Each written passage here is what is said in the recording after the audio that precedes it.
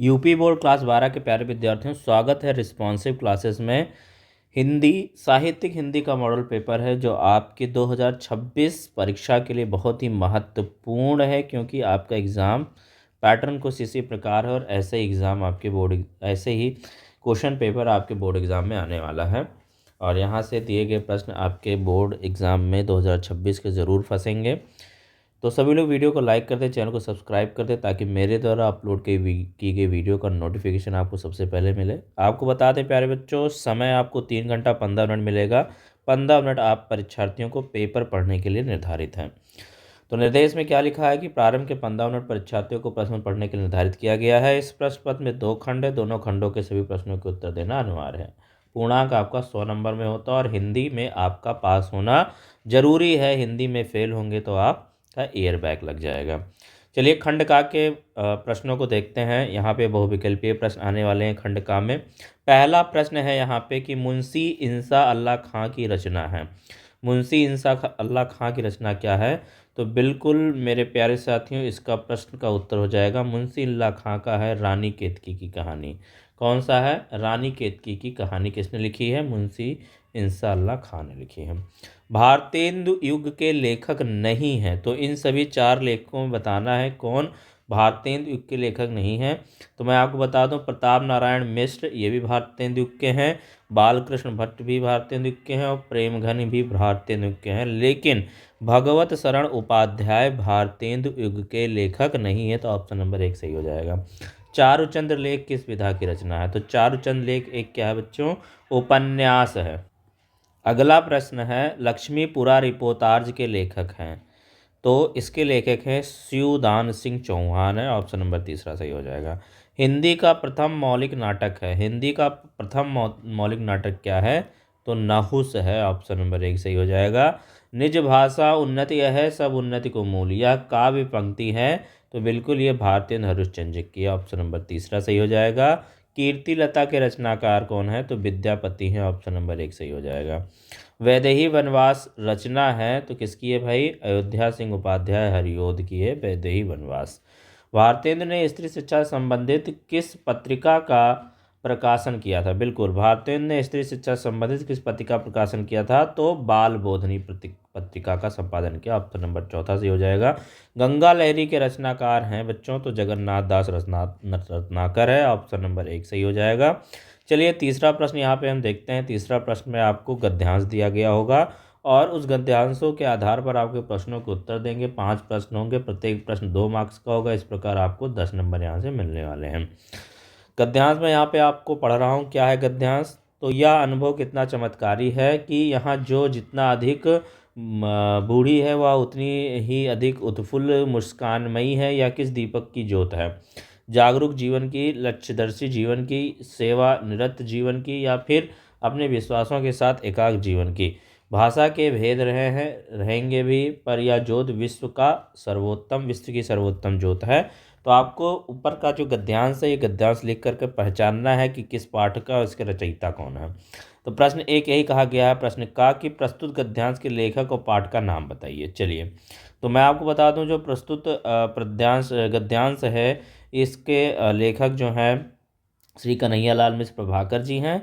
और ये किस पाठ का टॉपिक है, कहाँ से गद्यांश लिया गया है? तो रॉबर्ट नर्सिंग होम में से ये लिया गया है। ठीक है, फिर यहाँ पे देखिए रेखांकित अंश की व्याख्या कीजिए। तो यहाँ पे आपको दिख रहा है जो रेखांकित अंश है, यानी कि जो अंडरलाइन है, इसकी व्याख्या करनी है। रेखांकित अंश की व्याख्या क्या है, तो मैं आपको पढ़ के बता दे रहा हूँ। लेखक इस अंश में बताना चाहते हैं कि वृद्धावस्था में भी लोग कितने खुश और उत्साही हो सकते हैं। यह खुशहाली जागरूकता उद्देश्यपूर्णता सेवा और एकाग्रता के जीवन से आती है। इसका अर्थ है कि जो लोग अपने जीवन में लक्ष्य और सेवा के प्रति समर्पित होते हैं, वे ही सच्चे अर्थ में खुश और संतुष्ट रह सकते हैं। तो अगला है, कौन सी ज्योत विश्व की सर्वोत्तम ज्योत है? तो जागरूक ज्योत, जागरूक जीवन, लक्ष्यदर्शी जीवन और सेवा निरत जीवन की ज्योत विश्व की सर्वोत्तम ज्योत है। घा वाला देखिए, लेखक के लिए कौन सा अनुभव चमत्कारी है? तो लेखक के लिए अनुभव चमत्कारी है कि बूढ़ी महिलाएं अधिक उत्फुल्ल और मुस्कानमयी होती हैं। अंगा प्रश्न है, जागरूक और लक्ष्यदर्शी शब्दों को के अर्थ लिखें। तो जागरूक का अर्थ है सजग सचेत या जागरूक होना, बल्कि लक्ष्यदर्शी का अर्थ है जो अपने लक्ष्य को जानता हो और उस दिशा में आगे बढ़ता हो। ये जागरूक और लक्ष्यदर्शी के अर्थ हैं। ठीक है। अथवा में अगर यहाँ से आपको कितने मिल जाएंगे बच्चों, 5 × 2, यहाँ से 10 नंबर मिल जाएंगे, 5 प्रश्न प्रत्येक 2 मार्क्स का। अगर आपको ऊपर का अर्थ नहीं पता है, ऊपर के प्रश्नों के उत्तर नहीं आ रहे, तो अथवा वाला भी आप पढ़कर कर सकते हैं। यहाँ पे आपको एक ऑप्शन मिलने वाला है। चलिए, ये है मातृभूमि पर निवास करने वाले मनुष्य राष्ट्र का दूसरा अंग है। इस प्रकार है। तो देखिए, राष्ट्र शब्द आ गया, इसको राष्ट्र का स्वरूप शीर्षक से लिया गया होगा। पहला प्रश्न इसमें यही दिया गया है कि प्रस्तुत गद्यांश के पाठ एवं लेखक का नाम बताना है। तो राष्ट्र का स्वरूप से पाठ है और इसके लेखक है वासुदेव शरण अग्रवाल जी। ठीक है। उसके बाद यहाँ पे देखिए रेखांकित अंश जो यहाँ पे अंडरलाइन, इसको आपको क्या करना है, इसका अर्थ स्पष्ट करना है, तो उसकी व्याख्या करनी है। तो रेखांकित अंश की व्याख्या कीजिए, ये भी 2 नंबर का यहाँ पे। तो यहाँ पे रेखांकित अंश की व्याख्या लिखी हुई है, आप मैं यहाँ पे पढ़ दे रहा हूँ, पॉज करके आप पढ़ सकते हैं। जिस प्रकार माता हमें जन्म देती है, पालन पोषण करती है, हमें प्यार करती है, उसी प्रकार पृथ्वी हमें अन्न देती है। इसका धूल में हम खेल कर बड़े होते हैं, इसकी हवा में हम सांस लेते हैं। पृथ्वी एक माता के ही समान हमारा पालन पोषण करती है, अतः पृथ्वी का माता के समान और मनुष्य सच्चे अर्थों में पृथ्वी का पुत्र है। ये इसकी व्याख्या हो गई। प्रश्न यहाँ पे आपको 2 नंबर मिल जाएंगे। पृथ्वी और जन मिलकर किसकी रचना करते हैं, तो बच्चों पृथ्वी और जन दोनों मिलकर राष्ट्र के स्वरूप को संपादित करते हैं। इस प्रकार आपको यहाँ से 2 नंबर मिल जाएंगे। राष्ट्र की कल्पना कब असंभव है, तो यदि पृथ्वी हो और मनुष्य ना हो तो राष्ट्र की कल्पना असंभव है। इस प्रकार यहाँ 2 नंबर मिल जाएंगे। राष्ट्र का दूसरा अंग क्या है, तो राष्ट्र का दूसरा अंग जन है। इस प्रकार 2 नंबर मिल जाएंगे। इस प्रकार आपको 10/10 नंबर यहाँ से मिल जाएंगे। ठीक है। फिर यहाँ पे देखिए चौथा प्रश्न जो आता है वो पद्यांश पर आधारित निम्नलिखित प्रश्नों के उत्तर देना है। पद्यांशों का अर्थ 5 × 2 10 नंबर का यहाँ पे भी आने वाला और यहाँ पे भी आपको एक ऑप्शन में मिलेगा। तो पहला पद्यांश दे रखा है बच्चों, कोई प्यारा कुसुम कुमला गेह में जो पड़ा हो, तो प्यारे के चरण पर ला डाल देना उसी को, यूँ देना ये पवन बतला फूल सी एक बाला, लाना हो तो कमल पग को चूमना चाहती है। ठीक है। तो उपरोक्त पद्यांश के शीर्षक को कवि के नाम लिखिए। तो शीर्षक है पवन द्योतिका। ठीक है। पवन द्योतिका से पद्यांश लिया गया है और इसके कवि कौन है, अयोध्या सिंह उपाध्याय हरिऔध जी हैं। चलिए, रेखांकित अंश की व्याख्या, तो यहाँ पूरा ही व्याख्या किया गया है, यानी सभी ये 4 लाइनें जो लिख रखी हैं इनका हमें व्याख्या करना है। तो रेखांकित अंश की व्याख्या 2 नंबर का यहाँ पे आपको मिलेंगे। क्या है व्याख्या, मैं पढ़ दे रहा हूँ। हे पवन, कृष्ण के घर पहुँचकर यदि कोई मुरझाया हुआ सुंदर फूल वहाँ पड़ा मिल जाए तो उसे प्रिय के चरणों में ला कर रख देना। इस प्रकार तू उन्हें यह बता देना कि इसी फूल की तरह विरह में मुरझाई हुई एक तरुणी यानी कि राधा आपके कमल समान कोमल चरणों को चूमना चाहती है। शायद उस मुरझाए फूल को देखकर ही उन्हें मेरी याद आ जाए। ठीक है। राधा पवन द्योतिका से मुरझाए हुए पुष्प को कहाँ डाल देने के लिए कह रही हैं, तो पुष्प को श्री कृष्ण के चरणों में डाल देने को कह रही है। इस प्रकार आपको यहाँ से 2 नंबर मिलेंगे बच्चों। मुरझाए पुष्प की उपमा किससे की गई है, तो मुरझाए पुष्प की उपमा राधा से की गई है।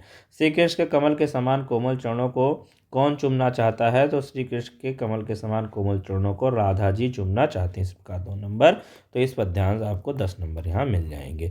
चलिए, अगर ऊपर वाला नहीं आता है तो आप अथवा वाला चूज कर सकते हैं।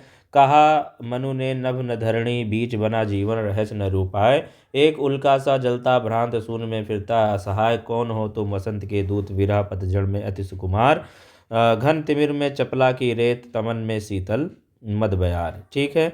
तो प्रस्तुत पद्यांश के पाठ और कवि का नाम बताना है 2 नंबर का। तो भाई पाठ का नाम है श्रद्धा मनु और इसके कवि हैं जयशंकर प्रसाद जी। ठीक है।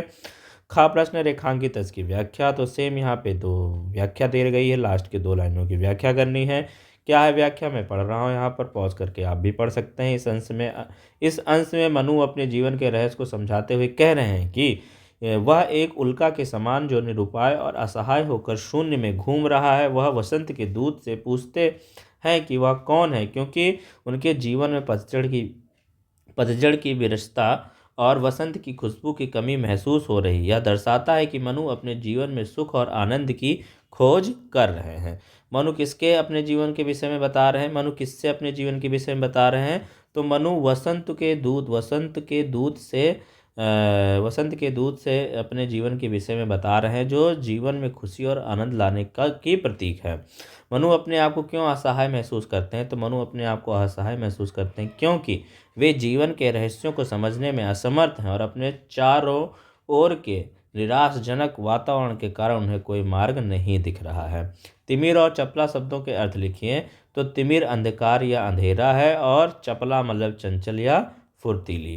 निम्नलिखित में से किसी एक लेखक के जीवन परिचय देते हैं, उनकी कृतियों का उल्लेख कीजिए। तो यहाँ पे अधिकतम शब्द सीमा आपको 80 शब्द है। 5 नंबर का यहाँ पे जीवन परिचय और उनकी कृतियों का उल्लेख करना है। 3 कवियों को दिया गया है, किसी एक को चुनकर आपको लिखना है। जो कवि का आपका ज़्यादा अच्छे से तैयार है उसको लिख देना है। ठीक है, यहाँ पे जो हमने लिया है वो हरिशंकर परसाई का लिया है। तो इनके जीवन परिचय और इनकी कृतियाँ यहाँ पर हम देखेंगे। इनका जीवन परिचय क्या है भी। हरिशंकर परसाई का जन्म 22 अगस्त 1982 को मध्य प्रदेश के होशंगाबाद जिले के जमानी नामक गांव में हुआ था। गांव से प्रारंभिक शिक्षा प्राप्त करने के बाद वे नागपुर चले आए थे। नागपुर विश्वविद्यालय से उन्होंने एमए हिंदी की परीक्षा पास की। कुछ दिनों तक उन्होंने अध्यापन कार्य भी किया। इसके बाद उन्होंने स्वतंत्र लेखन प्रारंभ कर दिया। उन्होंने जबलपुर से साहित्यिक पत्रिका वसुधा का प्रकाशन भी किया, परंतु घाटा होने के कारण इसे बंद करना पड़ा। सन 1995 में इनका निधन हो गया। चलिए साहित्यिक परिचय की बात करें तो हरिशंकर परसाई जी की पहली रचना स्वर्ग से नरक जहाँ तक है, जो कि मई 1948 में प्रहरी में प्रकाशित हुई थी, जिसमें उन्होंने धार्मिक पाखंड और अंधविश्वास के खिलाफ पहली बार जमकर लिखा था। धार्मिक खोखला पाखंड उनके लेखन का पहला प्रिय विषय था। वैसे हरिशंकर परसाई कार्ल मार्क्स से अधिक प्रभावित थे। परसाई जी की प्रमुख रचनाओं में से सदाचार का ताबीज प्रसिद्ध रचनाओं में से एक थी, जिसमें रिश्वत लेने देने के मनोविज्ञान को उन्होंने प्रमुखता के साथ उकेरा है। रचनाएं की बात करें तो इनकी रचनाएं निम्नलिखित है। तब की बात और थी, भूत के पांव पीछे बेईमानी की परत, पगडंडियों का जमाना, शिकायत मुझे भी है, सदाचार का ताबीज और अंत में प्रेमचंद के फटे जूते, माटी कहे कुम्हार से, काग भगोड़ा। ये सब क्या है, इनके निबंध संग्रह है। कहानी संग्रह की बात करें तो हंसते हैं रोते हैं जैसे उनके दिन फिरे, भोला राम का जीवन, दो नाक वाले लोग, ये कहानी संग्रह है। उपन्यास की बात करें तो राणा नागफनी की कहानी, तट की खोज, ज्वाला और जल, व्यंग्य संग्रह वैष्णो की फिसलन, ठिठुरता हुआ गणतंत्र, विकलांग श्रद्धा का दौरा, ये सब इनके उपन्यास है। संस्मरण की बात करें तो तिरछी रेखाएं। निम्नलिखित में से किसी एक कवि का जीवन परिचय देते हैं, उनकी कृतियों को उल्लेख कीजिए। वहाँ पे देखिए लेखकों का आया था, यहाँ पे कवियों का आया है। तो यहाँ पे भी आपको 3 कवि मिलेंगे जो आपको अच्छे से आता है। 5 नंबर यहाँ से भी आपको मिलेंगे। तो यहाँ पे जो है सुमित्तानंदन पंत का लिया गया है। जीवन परिचय की बात करें तो प्रकृति के सुकुमार कवि सुमित्तानंदन पंत का जन्म 1900 ईस्वी में कुरुवांचल यानी कुमायूं के कौसानी ग्राम में हुआ था। जन्म के कुछ घंटों बाद माता का स्वर्गवास हो गया। पालन पोषण दादी ने किया। बचपन का नाम गुसाई दत्त था, पिता का नाम गंगा दत्त था गंगा दत्त पंत था। अल्मोड़ा राजकीय विश्वविद्यालय में प्रवेश लिया, यहीं पर अपना नाम बदलकर सुमित्तानंद पंत रख लिया। फिर म्योर सेंट्रल कॉलेज में प्रवेश लिया, परंतु गांधी जी के आह्वान पर स्कूल छोड़ दिया। स्वाध्याय से अनेक भाषाओं का अध्ययन किया। साहित्य की सेवा करते हुए पंत जी का जन्म 1977 ईस्वी में हो गया। फिर साहित्यिक परिचय की बात करें तो सुमित्तानंदन पंत ने रूपाभ नामक पत्रिका का संपादन किया था। पर यह एक प्रगतिशील मासिक पत्रिका थी जिसका संपादन उन्होंने 1937 में शुरू किया था। इसके बाद पंत जी का परिचय अरविंद घोष से हुआ। उनसे एवं उनके दर्शन से प्रभावित होकर अनेक रचनाएं की। 1961 ईस्वी में इन्हें पद्म विभूषण सम्मान भी मिला। काला और बूढ़ा चांद पर साहित्य अकादमी पुरस्कार भी मिला। लोकायतन पर सोवियत लैंड नेहरू पुरस्कार भी मिला और चिदम्बरा पर इनको ज्ञानपीठ पुरस्कार प्राप्त हुआ। यहाँ पे ऑब्जेक्टिव का क्वेश्चन आता है, इसको याद रखेंगे। रचनाओं की बात करें तो इनकी काव्य क्या है, वीणा ग्रंथि, पल्लव, गुंजन, युगांत, युगवाड़ी, ग्राम्य, स्वर्णकिरण, वर्णधूलि, उत्तरा, युगपुट, चिदम्बरा, कला और बूढ़ा चांद, लोकायतन, गीत हंसे भी इनके सब काव्य संग्रह है। कहानियों की बात करें तो 5 कहानियाँ। उपन्यास उन्होंने हार लिखा और आत्मकथात्मक संस्मरण, 60 वर्ष एक रेखांकन। ठीक है, अब देखिए छठा प्रश्न आता है कि कहानी के तत्वों के आधार पर बहादुर और ध्रुव यात्रा कहानी की समीक्षा कीजिए। तो बहादुर अथवा ध्रुव यात्रा में से एक करना है। ठीक है, उसके अलावा ऑप्शन में दिया खून का रिश्ता कहानी का उद्देश्य पर प्रकाश डालिए। तो यहाँ पे बहादुर कहानी का सारांश लिया गया है। तो देखिए बहादुर एक 12 से 13 साल का नेपाली लड़का था। अपनी माँ के दुर्व्यवहार से तंग आकर घर से भाग जाता है वह शहर में आकर निर्मला के परिवार में नौकर का काम करने लगता है। शुरुआत में निर्मला और उसके परिवार बहादुर के प्रति सहानुभूति रखते हैं और उसे सम्मान देते हैं, लेकिन जैसे जैसे समय बीतता है और उनका व्यवहार बदल जाता है। वे बहादुर पर कामचोरी का आरोप लगाते हैं, उसे डांटते फटकारते और यहाँ तक कि मारते पीटते भी हैं। एक दिन जब घर में मेहमान आते हैं तो उनके पैसे खो जाते हैं। मेहमानों के सामने बहादुर पर चोरी का झूठा आरोप लगाया जाता है। बहादुर अपमानित महसूस करता है और बिना कुछ कहे घर छोड़कर चला जाता है। परिवार को अपनी गलती का एहसास होता है, लेकिन तब तक बहुत देर हो चुकी होती है। बहादुर कहानी मध्यमवर्गीय परिवार के दिखावे की प्रवृत्ति को दर्शाती है। वे सामाजिक प्रतिष्ठा के लिए बहादुर को रखते हैं, लेकिन वास्तव में वे उसे इंसान नहीं बल्कि एक नौकर ही मानते हैं। कहानी यह भी उजागर करती है कि कैसे मध्य वर्गीय समाज में नौकरों के साथ अमानवीय व्यवहार किया जाता है। तो चलिए 7वें प्रश्न की तरफ जाते हैं। स्वपठित खंडकाव्य के आधार पर निम्नलिखित प्रश्नों के उत्तर आपको संक्षिप्त में देना, अधिकतम शब्द सीमा 80 शब्दों में देना है। तो आप जिस जिले में हो, जिस जिले में यूपी बोर्ड जो खंड काव्य आप पढ़ रहे हो, उस खंड काव्य को प्रश्न का उत्तर आपको यहाँ से दे देना है। ठीक है, जैसे कि यहाँ पे आलोक वृत्त पूछा है, श्रवण कुमार खंड काव्य पूछा है, इस प्रकार तो आते हैं। 8वां प्रश्न है आपका, निम्नलिखित संस्कृत गद्यांश के संदर्भ सहित अनुवाद कीजिए। ठीक है, तो यहाँ पे गद्यांश दे रखा है इसका, और इसका आपको यहाँ पे भी 2 ऑप्शन मिलना है। 2 ऑप्शन में से एक आपको इसका अनुवाद करना है। तो ठीक है, ये आप कर लेंगे। उसके बाद आपका पैटर्न क्या रहने वाला है बच्चों की, श्लोक आएगा। निम्नलिखित श्लोकों का हिंदी में अनुवाद करना है। 2 श्लोक यहाँ पे आपको मिलेंगे। ठीक है, मत्ता गजेंद्रता मुत्ता गवेंद्रा मेनेशु विक्रांतंत्रा मृगदेंद्रा, इस प्रकार से यहाँ पे है। 2 श्लोक में से दोनों को में से किसी एक का अर्थ लिखना है। फिर यहाँ पे कुछ प्रश्न उत्तर आने वाला है, निम्नलिखित में किसी 2 प्रश्नों के उत्तर संस्कृत में दीजिए। ठीक है, तो आपके प्रश्न यहाँ से आपके पास पाठ से ही आएगा। पाठ आपको अगर आता है तो यहाँ प्रश्नों के उत्तर दे देंगे।